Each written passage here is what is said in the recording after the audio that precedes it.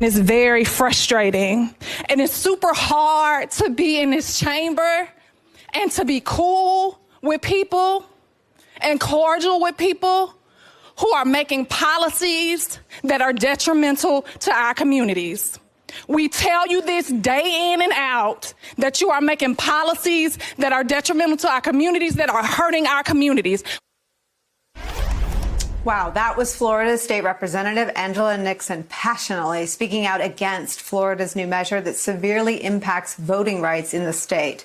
The bill passed last night along party lines and is just one of the actions being taken in states across the country, states like Texas and Georgia, to make it harder for millions of people to cast their ballots in elections. Florida's bill takes aim at vote by mail, restricting the use of drop boxes, and it limits who can turn in a ballot to elections officials. The bill also bans outside groups from taking any action to influence those at line in a polling place, which voting rights advocates say could prevent voters from being offered food or water as they wait in voting lines. Florida's Republican Governor Ron DeSantis, who made voting security one of his big agenda items this year in an attempt to continue to peddle the former guy's big lie, said last night on Fox News that he's going to sign the bill into law. Joining us now is Democratic State Representative Angela Nixon, who you just saw there of Florida, the Reverend Al Sharpton, host of MSNBC's Politics Nation and president of the National Action Network, joins us as well.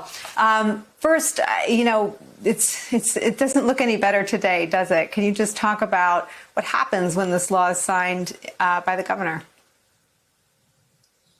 So thank you for having me. What happens when this law is signed by the governor is basically Florida is going to return to the wrong side of history.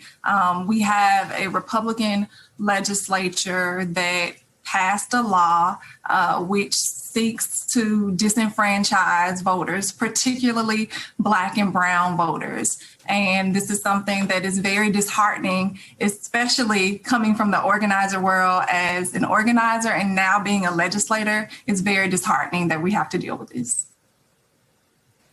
Representative, was there any fraud in Florida in 2020?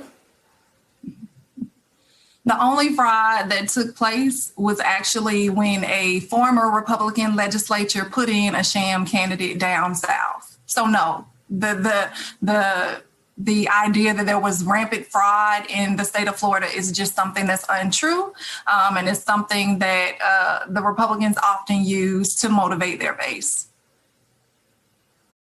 Y'all heard the news, right? The southern border in Texas is still letting migrants in, and guess what? The gov's handing out $5,000 to each of them. And guys, every single one of us can snag this cash too, and I bet no one is gonna do it because y'all are too lazy or y'all think this is fake. If you go click that link below, answer 2 questions, and get on a 3-minute call with a rep, you'll know it's real and you'll be approved for this new state subsidy. You don't even need to give any personal information, just a name and an address to send it to. In just 2 days, this spending card right here is going to be at your doorsteps, topped up with funds and ready to use on all your bills. This card gets reloaded every single month for a whole year, and you can spend on anything you want: rent, car payments, or groceries. It's a state subsidy program to fund everyone to help fight inflation. So even if you're broke and jobless, you'll still be approved. Best part is this isn't a loan, so you don't have to pay anything back. You don't even have to pay taxes for this state-released fund. But heads up, the deadline to apply for this is this Friday, so you need to hurry before you get left in the dust. Don't be like those that just waits for something good to happen to them. Click the link below and grab this opportunity.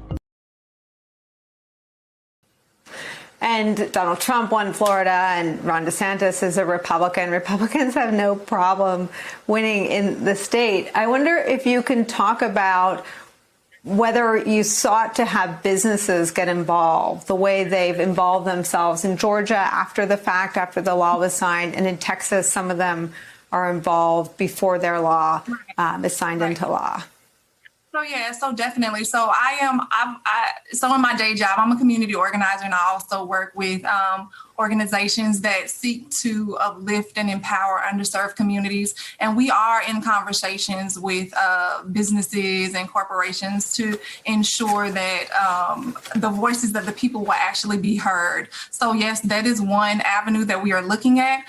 But again, we want to just continually encourage the voters out there to continue to turn up and turn out to vote, and to push back on these unjust laws that are seeking to disenfranchise, again, Black and brown voters. Look, there's no coincidence that Black and brown voters turned out in record numbers on last year in 2020, especially in regards to vote by mail. And so we know that this specific legislation was targeted to Black and brown voters and to really silence us. And this is something that we have to continually try to push back. You know, Rev, I think what is so disturbing is that fact coupled with the fact that there was no fraud in Florida. This is legislation that solves nothing because there was nothing to solve. So this bill doesn't even have any sort of dual purpose in the two halves of our political divide. It is just straight up voter suppression.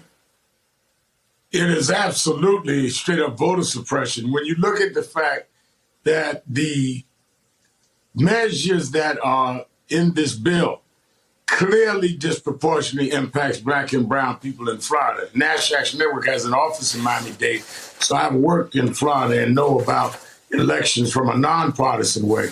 And when you look at the fact that, as you stated, Nicole, the president at the time, Trump, and DeSantis won. So it's not even like you have an aggrieved party here. So this is part of the national move by the right to disenfranchise Black and browns. And it is no more acute than right there in Florida, where they can't even take winning as a way not to involve themselves in disenfranchisement, because there was record turnout of Black and browns, and there was a record turnout in the gubernatorial election that DeSantis did win, but he didn't win by the margins that they were used to. And I think that what the Representative Nixon so passionately expressed in the legislature is what I'm hearing from a lot of activists around Florida that we work with, and faith leaders like Bishop Victor Curry and others. This is a culmination of a long period of time that they've tried to disenfranchise Black and brown voters going back decades, but now it's more acute than we've ever seen it.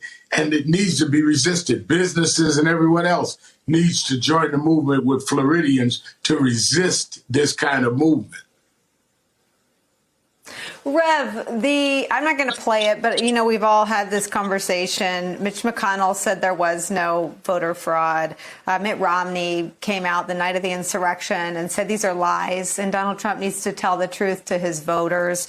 Liz Cheney has said people have been lied to. The extent to which the president has sort of repeated these lies about a stolen election. It is both a security threat. It's now being used to pass laws in big, important states like Georgia and Florida.